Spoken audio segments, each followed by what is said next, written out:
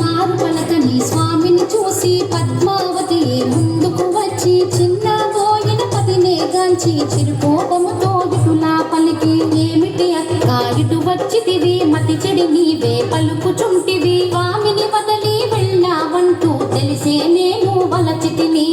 ఆడుదాన వైనా నీవు సర్దు కొనక గడపే దాటి, ఇప్పుడు స్వామిని నిందించుటలో ఏమీ సబబు కలదు నీకు. త్రేతాయుగమున వింత కోర్కెలు కోరి నీవే తెచ్చుకుంటివి, బంగారు లేడి ఇలలో కలదా లక్ష్మణ గీటు దాట తగున. పాపర యుగమున తులసి దళముతో స్వామి తూగెను నీ కోసం, ముల్లోకాలు మెచ్చుకొనంగా ఆనాడెంతో మురిసిపోతివి. ప్రాణనాథుని వదిలి వెళ్ళి ఇప్పుడు వచ్చుట ఏమీ ధర్మము, కొత్తగా పెళ్లి అయిన వారము ముద్దు ముచ్చటలు మాకు లేవా.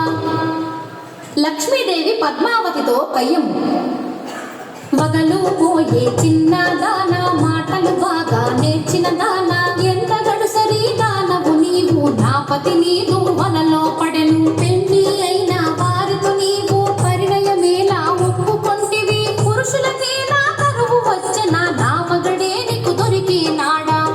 పద్మావతి లక్ష్మీదేవితో కయ్యము, స్వామి మదిలో నీవే ఉంటే మరి ఒక దానితో పని ఎలా, స్వామి ప్రేమతో నన్నే వలచను మాటలు మీరకు నెరజానా.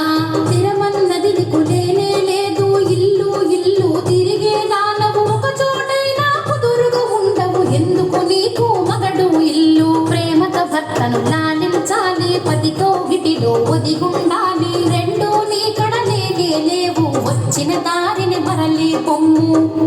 సవతుల దెప్పి పొడుపు మాటలు. లక్ష్మీదేవే పద్మావతిని